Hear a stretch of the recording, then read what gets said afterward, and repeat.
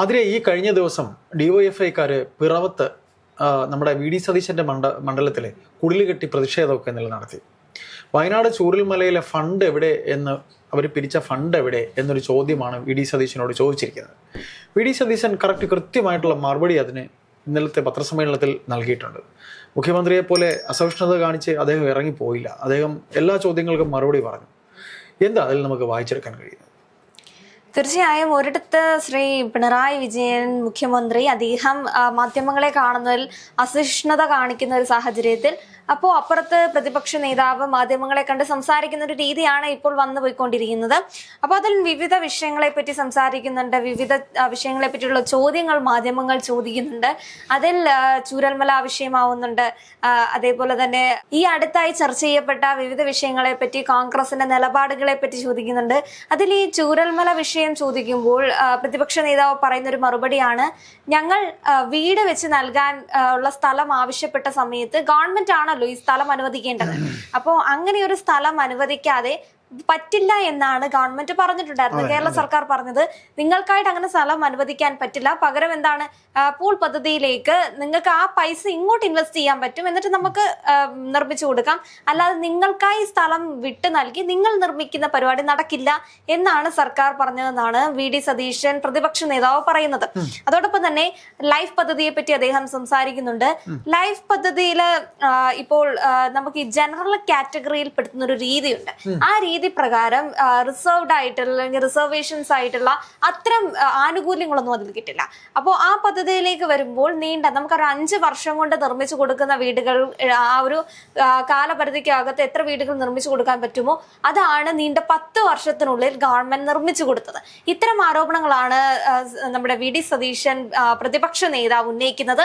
അതേപോലെ തന്നെ ആ ഫണ്ട് എവിടെ പോയി എന്നുള്ളത്, അത്തരത്തിലുള്ള ആരോപണങ്ങളിൽ എങ്ങനെയാണ് പ്രതികരിക്കുന്നത് ചോദിക്കുമ്പോൾ ആ ഫണ്ടിൽ നിന്ന് 1 രൂപ പോലും ആർക്കും എടുക്കാൻ പറ്റില്ല എന്ന രീതിയിലാണ്. അതിൽ പൂർണ്ണ ഉത്തരവാദിത്വം തനിക്കും അതേപോലെ തന്നെ KPCC പ്രസിഡന്റ് ആയിട്ടുള്ള സണ്ണി ജോസഫിനുമാണ്. ഇവർക്ക് ഈ 2 ആൾക്കാർക്കാണ് അതിൽ ഉത്തരവാദിത്വം ഉള്ളത്. പിന്നീട് ഒരു ചോദ്യമാണ് ഒരു മാധ്യമ പ്രവർത്തകൻ ചോദിക്കുന്നത്. ഈ ഇടയ്ക്ക് നമ്മൾ കണ്ടതാണ്, ഒരു കുടിൽ കെട്ടിയുള്ള ഒരു സമരത്തെ പറ്റി നമ്മൾ കണ്ടിരുന്നു. DYFI ആയിരുന്നു ആ ഒരു സമരം മുന്നോട്ട് നയിച്ചത്. ചൂരൽമലയിൽ അവർ നയിച്ച ഒരു സമരം. ആ സമരത്തെ പറ്റിയാണ് അഭിസംബോധന ചെയ്ത് പ്രതിപക്ഷ നേതാവ് സംസാരിക്കുമ്പോഴാണ് പറഞ്ഞത്, DYFIക്കാർക്ക് ഒരു ബുദ്ധിയില്ലാത്ത, ഒരു പണിയില്ലാതെ നടക്കുന്ന ആൾക്കാരാണ്, അവരെ പറ്റി ഞാൻ എന്ത് പറയാനാണ്. അതേപോലെ ആ ഒരു സ്ഥലം എന്ന് പറയുന്നത് സർക്കാർ അനുവദിച്ച് നൽകിയ ഒരു സ്ഥലമല്ല എന്ന് നേരത്തെ വി ഡി സതീശൻ പറഞ്ഞിട്ടുണ്ടായിരുന്നു. അങ്ങനെ ഒരു സ്ഥലത്ത് കയറിയിരുന്ന് കുടിൽ കെട്ടി സമരം ചെയ്യുന്നവരെ എന്താണ് പറയേണ്ടത്? അതേപോലെ ഇദ്ദേഹത്തിന്റെ മുട്ടുകാൽ തല്ലി ഒടിക്കുമെന്ന് DYFI പ്രവർത്തകർ ഇവരുടെ ഒരു പാർട്ടി സെക്രട്ടറി പറഞ്ഞിട്ടുണ്ടായിരുന്നു. അപ്പോ അദ്ദേഹത്തിനോട് പറഞ്ഞത് ഒന്ന് പോടാ ചെക്ക എന്നെന്തോ ആണ് തിരിച്ചു മറുപടി പറഞ്ഞിട്ടുണ്ടായിരുന്നത്. അപ്പൊ അതേപോലെ അദ്ദേഹം ഉന്നയിക്കുന്ന മറ്റൊരു കാര്യം, DYFI പ്രവർത്തകർ ആരാണ്? ആരാച്ചാർ വല്ലതുമാണോ എല്ലാവരുടെയും മുട്ടുകാല് തല്ലി ഒടിക്കാനും അവരെ കൊല്ലാനും ഒക്കെ നടക്കുന്നത്? ഈ മുഖ്യമന്ത്രിക്ക് ഇതൊന്നും കാണാനുള്ള ഒരു ശേഷിയില്ലേ? വിളിച്ച് ശാസിച്ചൂടി? ഒരു നേതാവിന്റെ അടുത്ത് പോയി ഒരു രാഷ്ട്രീയപരമായ അല്ലെങ്കിൽ സാമൂഹികപരമായ ഒരു പ്രശ്നത്തിൽ ഇടപെടേണ്ടത് എങ്ങനെയാണ്? അതോ കവലച്ചട്ടമ്പിമാരെ പോലെ നമ്മൾ അങ്ങനെയൊക്കെ കണ്ടിട്ടില്ലേ? കവലയിൽ പോയി നീ എനിക്ക് ഇത് ചെയ്തു തന്നില്ലെങ്കിൽ നിന്നെ ഞാൻ ഇന്ന് കൊല്ലും, നിന്റെ കാല് ഞാൻ തല്ലി ഒടിക്കും, നീ അത് ചെയ്യരുത് ഇത് ചെയ്യരുത്, നിന്റെ കൈ ഞാൻ വെട്ടും, ഇത്തരത്തിലുള്ള ഒരു രീതിയാണ്. അല്ലെങ്കിൽ ഒരു പ്രതിരോധം സൃഷ്ടിക്കാൻ അറിയില്ല. അതിന് പകരത്തേക്കും ഈ മെയ് ബലം കൊണ്ട് എങ്ങനെ ഒരാളെ, കായികമായ കരുത്തുകൊണ്ട് എങ്ങനെ ഒരാളെ പിടിച്ചിടാമെന്നൊരു രീതിയാണ് അവർ ശ്രമിക്കുന്നത്. അപ്പോ കുടിൽകെട്ടി സമരത്തിലേക്ക് വന്ന് ഇവർ പറഞ്ഞത് എന്റെ മുട്ടുകാല് തല്ലിയൊടിയും എന്നുള്ളതാണ്. ഇതിനെയൊക്കെ പരോക്ഷമായി തന്നെ അദ്ദേഹം പ്രതികരിക്കുകയാണ്, പരിഹസിക്കുകയാണ്. ഇത്തരം ആൾക്കാരോടൊന്നും നമുക്കൊന്നും പറയാനില്ല. ആരുടെയും ഒരു ഔദാര്യത്തിലുമല്ല ഇത്തരത്തിലുള്ള പ്രവർത്തനങ്ങൾ. സർക്കാരിനോട് ചോദിച്ചു, സർക്കാർ തന്നില്ല എന്നാണ് പറയുന്നത്. ഇതൊക്കെ ഇനി ബാക്കി മുഖ്യമന്ത്രി പ്രതികരിക്കുമെന്ന് അറിയില്ല. പക്ഷേ ഒരു കാര്യം നമുക്ക് ചിന്തിക്കേണ്ടിയിരിക്കുന്നു, ഇത്തരത്തിലൊരു നേതാവിന്റെ മുട്ടുകാല് തല്ലിയൊടിക്കും എന്നൊക്കെ പറയാനുള്ള ഒരു അവകാശം ഒരു പാർട്ടി പ്രവർത്തകർക്കും ആരും അനുവദിച്ച് നൽകുന്ന ഒരു കാര്യമല്ലല്ലോ. ഇനി അത് CPMന്റെ അത്തരം ഒരു രാഷ്ട്രീയ പാരമ്പര്യം അനുസരിച്ച് അവരുടെ ആശയങ്ങൾ അത്തരത്തിലാണോ എന്നും അറിയില്ല. ഓപ്പോസിറ്റ് നിൽക്കുന്ന ഒരാള് പ്രധാനമന്ത്രി ആയാലും ശരി, ഏത് സ്ഥാനം വഹിക്കുന്ന ഒരാളാണ് ശരി, അവരെ പോയി നമുക്ക് അല്ലെങ്കിൽ എനിക്ക് അനുകൂലമായിട്ടല്ല എങ്കിൽ ഞാൻ അവരുടെ കാല് വെട്ടും കൈ വെട്ടും എന്നൊക്കെ പറയുന്ന ഒരു രീതി എന്തായാലും ഇനി ഇങ്ങനെ ഒരു പ്രസ്താവന അവരുടെ വായിൽ നിന്ന് വരുമോ എന്നറിയില്ല. കാരണം ഇത് പരോക്ഷമായി തന്നെയാണ് അദ്ദേഹം പരിഹസിക്കുന്നത്. അതെ, ഏതായാലും അത്തരത്തിലൊരു പരാമർശം വരുമ്പോൾ തിരുത്തേണ്ടവർ ഇവിടെ തിരുത്തേണ്ടതല്ലേ? മുഖ്യമന്ത്രി പിണറായി വിജയനോ അല്ലെങ്കിൽ ഈ പാർട്ടിയിലെ ആരെങ്കിലും ഒരു സ്ഥാനത്തിരിക്കുന്ന ആളല്ലേ, അദ്ദേഹത്തിന്റെ മുട്ടുകാല് തല്ലി ഓടിക്കുക എന്നൊക്കെ പറയുമ്പോൾ അദ്ദേഹം പറയുന്നത് ഞാനാണ് എൻ്റെ പാർട്ടിയിൽ അങ്ങനെ സംസാരിച്ചിട്ടുണ്ടെങ്കിൽ അതിന് ഞാൻ തിരുത്താറുണ്ടായിരുന്നു. അതിന് ഇവിടെ നമ്മൾ എടുത്തു പറയേണ്ട മറ്റൊരു കാര്യം എന്ന് പറയുന്നത് ഈ ചൂരൽമലയിലെയും ഈ പറയുന്ന ഇടത്തെയും ദുരിതബാധിതരുടെ വേണ്ടി പിരിച്ച ഫണ്ട് എവിടെ, ആ ഫണ്ടിന്റെ കാര്യങ്ങൾ എവിടെ എന്നവർ ചോദിക്കുമ്പോൾ ഈ പറയുന്ന പയ്യന്നൂരുണ്ടായിരിക്കുന്ന ധനരാജ് രക്തസാക്ഷി ഫണ്ടിന്റെ 5 ലക്ഷം രൂപ ഈ കഴിഞ്ഞ ദിവസം പുറത്തു വന്നതാണ്. കുഞ്ഞികൃഷ്ണൻ എന്ന് പറയുന്ന അവരുടെ പഴയ സഖാവ് പുറത്തുവിട്ട ചില രേഖകൾ ഇവിടെ കാണുന്നുണ്ട്. അതിൽ അവരുടെ പാർട്ടിയുടെ ഏരിയ കമ്മിറ്റി സെക്രട്ടറി KP മധു എന്ന് പറയുന്ന വിദ്വാൻ ഈ 5 ലക്ഷം രൂപ അദ്ദേഹത്തിന്റെ സ്വന്തം അക്കൗണ്ടിലേക്കാണ് മാറ്റിയിരിക്കുന്നത്. അതുപോലെ തന്നെ മറ്റ് ആൾക്കാരിൽ നിന്നും പിരിച്ച ഈ രക്തസാക്ഷി ഫണ്ടിലേക്കുള്ളത് അവിടുത്തെ MLA അദ്ദേഹത്തിന്റെ സ്വന്തം ബാങ്ക് അക്കൗണ്ടിൽ ഇട്ടിട്ടുണ്ട്. അപ്പോൾ ഇത് ആ കാര്യങ്ങൾ, അതായത് പാർട്ടിക്ക് വേണ്ടി ജീവൻ നഷ്ടപ്പെടുത്തിയ ഒരു രക്തസാക്ഷിക്ക് വേണ്ടി പിരിച്ച ഫണ്ട് ഇത്തരത്തിൽ ഏറ്റവും വലിയ കളവ് കാണിച്ച ഒരു പാർട്ടിക്ക് ഈ പറയുന്ന ചൂരൽമലയിലേക്കും അല്ലെങ്കിൽ വയനാട് ഈ ഒരു വിഷയത്തിലേക്കും കോൺഗ്രസ് പിരിച്ച കാശ് എവിടെ എന്ന് ചോദിക്കാൻ എന്ത് സാങ്കത്യമാണ് ഉള്ളത് എന്നാണ് അദ്ദേഹം ചോദിക്കുന്നത്. അത് ശരിയല്ല. തീർച്ചയായും രക്തസാക്ഷി ഫണ്ട് തട്ടിപ്പിനെ പറ്റി ചോദിക്കുന്നുണ്ട്. ആ ഒരു ഫണ്ട് എങ്ങോട്ടാണ് പോയത്? ചിലപ്പോൾ അത് രക്തസാക്ഷി ഫണ്ട് അല്ലേ, അത് അവർ പാർട്ടി ഫണ്ടായിട്ടായിരിക്കും കാണുന്നത്. അതുകൊണ്ടായിരിക്കും വീടുകളിലേക്ക് അത് പിരിച്ചെടുക്കുന്ന ഒരു സാഹചര്യവും. അതിനെപ്പറ്റി നമ്മൾ ചോദിക്കുമ്പോൾ പോലും ചേട്ടൻ നമ്മൾ ആരോടാണ് ചോദിക്കേണ്ടത്? പാർട്ടി സെക്രട്ടറിയോട് ചോദിക്കുമ്പോൾ മൗനം പാലിക്കുന്നു, ശ്രീ പിണറായി വിജയനോട് ചോദിക്കുമ്പോൾ മൈക്കിനോട് വരെ ശോഭ കാണിച്ചുകൊണ്ട് ഇറങ്ങിപ്പോകുന്നു. ഇത്തരത്തിലുള്ള പ്രതികരണം കാണിക്കുന്ന ഈ കുഞ്ഞു കുട്ടികളുടെയൊക്കെ സ്വഭാവം കാണിക്കുന്ന ഇവരോട് ഈ ഒരു മൂക്കിലാണ് ശുണ്ഠി എന്നൊക്കെ പറയുന്ന പോലെ ഈ രക്തസാക്ഷി എന്ന് കേൾക്കുമ്പോഴേ ഇറങ്ങി ഓടുന്നു. ഇനിയിപ്പോ ആലപ്പുഴയിലുള്ള രക്തസാക്ഷി അതിനെപ്പറ്റിയാണോ പറയാൻ പോകുന്നത്, അതോ കണ്ണൂരിലെ രക്തസാക്ഷി അതാണോ പറയാൻ പോകുന്നതെന്ന് അറിയാത്തത് കൊണ്ടായിരിക്കും രക്തസാക്ഷി എന്ന് പറയുമ്പോഴത്തേക്കും ഇവർക്ക് ആർക്കും ആ ചോദ്യത്തിന് ഉത്തരം പറയാൻ താല്പര്യമില്ല. അപ്പൊ നമ്മൾ ആരോടാണ് ഈ ഫണ്ടിനെ പറ്റി ചോദിക്കേണ്ടത്? അഥവാ ഇത് സംവാദത്തിനൊക്കെ വിളിക്കുന്ന സമയത്ത് അപ്പോഴെങ്ങാനും മാത്രമേ ഇവരെന്തെങ്കിലും പറയാൻ പറ്റുള്ളൂ. ഇപ്പൊ കഴിഞ്ഞ ദിവസം നമ്മൾ കണ്ടിരുന്നല്ലോ, പ്രതിപക്ഷ നേതാവിന്റെ സംവാദത്തിന് സമ്മതമാണെന്ന് അറിയിച്ച ശ്രീ പിണറായി വിജയൻ. അവർ സംവാദം വരട്ടെ, സംവാദം വരുമ്പോൾ മാധ്യമങ്ങളോട് ഇദ്ദേഹത്തിന് പറയാനല്ലേ ബുദ്ധിമുട്ടുള്ളൂ.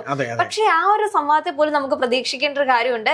ഇപ്പോൾ രക്തസാക്ഷി ഫണ്ട് തട്ടിപ്പെന്ന് അങ്ങോട്ട് ചോദിക്കുമ്പോൾ മുഖ്യമന്ത്രി അതിന് ഉത്തരം പറയാനൊരു സാഹചര്യമില്ല. അതിന് പകരം അപ്പുറത്തോട്ട് ചൂരൽമല ഫണ്ട് തട്ടിപ്പെന്ന് പറയാനേ സാഹചര്യം ഒരുക്കുന്നുള്ളൂ.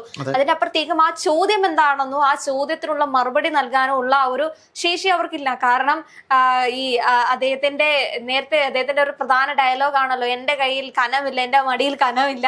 ചിലപ്പോൾ കനമുള്ളത് കൊണ്ടായിരിക്കും, ശുദ്ധമല്ലാത്തത് കൊണ്ടും ചുറ്റിനുമുള്ള ആൾക്കാർക്ക് അതിൽ പങ്കുള്ളത് കൊണ്ടും ആയിരിക്കാം ഈ ഒരു വിഷയത്തെ പറ്റി അവർക്ക് സംസാരിക്കാൻ താല്പര്യമില്ലാത്തത്. അല്ലെങ്കിൽ കണ്ണൂരിലെങ്കിലും അവർ സംസാരിക്കുന്നത് നമുക്ക് കാണേണ്ടതായിരുന്നില്ലേ? ഞങ്ങളെ എല്ലാവർക്കും അറിയാം, ഞങ്ങൾക്ക് എല്ലാവരെയും അറിയാം, ഇങ്ങനെയാണ് പറയുന്നത്. നിങ്ങളെ എങ്ങനെയാണ് നമുക്ക് അറിയാൻ പറ്റുന്നത്? നിങ്ങളുടെ ഇടയിലുള്ള ആൾക്കാരാണ് എന്ന് പറഞ്ഞത്. ഇപ്പോ പ്രതിപക്ഷത്തുള്ള ആൾക്കാർ ഒരു ആരോപണം ഉന്നയിക്കുകയാണെങ്കിൽ അതിനെ നമുക്ക് ആരോപണമായിട്ടും അത് രാഷ്ട്രീയ ലക്ഷ്യം വെച്ചുമാണെന്ന് പറയാൻ പറ്റും. പക്ഷേ പാർട്ടിക്കുള്ളിൽ തന്നെ ഉള്ളവരാവുന്ന സമയത്തോ അതും നിരന്തരം കലഹിച്ച് എന്നിട്ട് പാർട്ടി വിട്ട് പുറത്തുപോയി UDFന്റെ പിന്തുണയുടെ മത്സരിക്കുന്നു. എന്നിട്ട് ഇനി ഓരോരോ കണക്കുകളായി പുറത്തു വരാൻ പോകുന്നതേ ഉള്ളൂ. അപ്പൊ ഇവിടെ നമ്മൾ എടുത്തു പറയേണ്ട ഒരു കാര്യം, മാധ്യമപ്രവർത്തകരെ കഴിഞ്ഞ ദിവസം ചോദ്യം ചോദിച്ചപ്പോൾ അസഹിഷ്ണുത പ്രകടിപ്പിച്ച് പോയ മുഖ്യമന്ത്രി ആ സ്ഥാനത്ത് VD സതീശൻ കൃത്യമായി അവർക്ക് നൽകേണ്ട മറുപടി നൽകുന്നുണ്ട്. പിന്നെ DYFI പിള്ളേരെ ഈ രീതിയിൽ പ്രതികരിക്കുമ്പോൾ അവരെ നിലയ്ക്ക് നിർത്തേണ്ടതല്ലേ എന്ന് VD സതീശൻ ചോദിക്കുമ്പോൾ നമ്മൾ കണ്ടതാണ്. ഇദ്ദേഹത്തിന്റെ യാത്ര, നമ്മൾക്ക് നവകേരള യാത്ര നമ്മൾ കണ്ടതാണല്ലോ. അവിടെ ചെടിച്ചട്ടിമാറി അടിച്ചവർക്ക് പ്രോത്സാഹനം കൊടുത്ത ഒരു നേതൃത്വമാണ്. അതിൽ പ്രത്യേകിച്ച് എസ്പെഷ്യലി നമ്മുടെ മുഖ്യമന്ത്രി.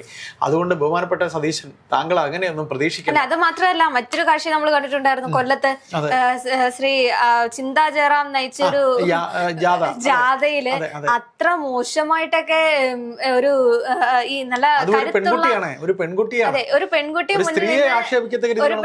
മുന്നിൽ നിന്ന് നയിച്ചുകൊണ്ട് ബാക്കിലുള്ള DYFI പ്രവർത്തകരാണ് അമ്മാതിരി ഒരു സമരം, അതും ഒരു സ്ത്രീത്വത്തെ കുറിച്ചാണ് ആക്ഷേപിച്ച് പറയുന്നത്. ആക്ഷേപം അതൊക്കെ ഒരു കരുത്തുറ്റ സമരവാക്യങ്ങളായിട്ടൊക്കെ മാറിയെന്ന് നമ്മൾ അറിഞ്ഞിട്ടില്ല. മുമ്പിൽ നടന്ന ചിന്താ ജയറാം പോലും അറിഞ്ഞിട്ടില്ല. എന്ത് മുദ്രാവാക്യമാണ് താൻ വിളിച്ചെന്ന് പോലും ഓർമ്മയില്ല. അത്ര ഒരു സാഹചര്യത്തിലേക്ക് ഡിവൈഎഫ്ഐ പ്രവർത്തകർ മാറിപ്പോയി. ഏതായാലും ഡിവൈഎഫ്ഐ കഴിഞ്ഞ 10 വർഷം കൊണ്ട് എവിടെയായിരുന്നു എന്നുള്ള ചോദ്യത്തിനുള്ള ഇങ്ങനെ ഒരു സംഘടന, യുവജന സംഘടന ഉണ്ടോ? ഉണ്ട് സാർ എന്ന് കാണിക്കാൻ ഉണ്ടായിട്ടുണ്ട് ചേട്ടാ, ഉണ്ടായിട്ടുണ്ടെന്നുള്ള ഒരു ഉദാഹരണമുണ്ട്. നമ്മുടെ രാഹുൽ മാങ്കൂട്ടത്തിലെ അറസ്റ്റ് ചെയ്യുന്ന സമയത്തായിരുന്നു ഡിവൈഎഫ്ഐക്ക് ഒരു ഊർജം കിട്ടിയത്. പൊതിച്ചോറിനെ സംബന്ധിച്ച് രാഹുൽ പറഞ്ഞിട്ടുണ്ടായിരുന്നല്ലോ. അപ്പോ ഡിവൈഎഫ്ഐ പ്രവർത്തകർ അവരാണ് പൊതിച്ചോർ എല്ലാ ആശുപത്രികളിലേക്കും വിതരണം ചെയ്യുന്നത്.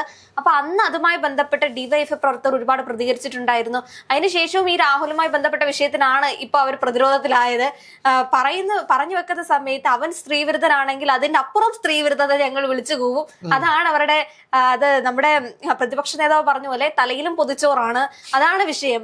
അതല്ലായിരുന്നുവെങ്കിൽ നല്ല രീതിയിൽ പ്രതികരിക്കേണ്ട, നല്ല രീതിയിൽ മുന്നോട്ട് വരേണ്ട രണ്ട് വിഷയങ്ങളായിരുന്നു രാഹുലിന്റെതും അതേപോലെ ഈ ചൂരൽമലി. അവർക്ക് നല്ല രീതിയിൽ അതിനെ പ്രതികരിക്കാമായിരുന്നു, പ്രതിരോധിക്കാമായിരുന്നു. പക്ഷെ അതൊന്നും അവരെ കൊണ്ട് സാധിച്ചില്ല. വെറുതെ ഒരു ചെറിയ കുഞ്ഞുങ്ങളെ പോലെയുള്ള പ്രതികരണങ്ങളാണ് നടത്തുന്നത്. നീ എന്റെ കട്ടർ എടുത്തു കഴിഞ്ഞാൽ നീ എന്റെ കട്ടർ എടുത്തു കഴിഞ്ഞാൽ ഞാൻ നിന്നെ പെൻസിൽ കൊണ്ട് കുത്തുമെന്നൊക്കെ പറയുന്ന പോലെ ഇങ്ങനെയൊക്കെ പറഞ്ഞു കഴിഞ്ഞാൽ എങ്ങനെയാണ് പൊതുസമൂഹത്തിലേക്ക് അതൊരു പ്രധാന ചർച്ചാ വിഷയം? നിങ്ങളാണ് അവിടെ മോശപ്പെട്ടു പോകുന്നത്, അല്ലെങ്കിൽ നിങ്ങളുടെ സമര രീതിക്കാണ് നിങ്ങൾ ഇനി എവിടെ കൊണ്ട് കുടില് കെട്ടിക്കഴിഞ്ഞാൽ ഇതാണ് നമുക്ക് ഓർമ്മ വരാൻ പോകുന്നത്. വി.ഡി. സതീശൻ പറഞ്ഞ മറ്റൊരു വാക്യം കൂടി ഉണ്ട്, എന്റെ പറമ്പിൽ വന്ന് കുടില് കെട്ടിക്കഴിഞ്ഞാൽ ഞാൻ എന്താണ് പറയേണ്ടത്? ഇവരെയൊക്കെ ഇവരുടെ ആരെയും ഒരു സ്ഥലവും അല്ലെങ്കിൽ അങ്ങനെയൊന്നുമല്ല ഇത്. അങ്ങനെ ഒരു സാഹചര്യത്തിൽ നമ്മൾ എങ്ങനെയാണ് ഇതിനെ പ്രതികരിക്കേണ്ടത്?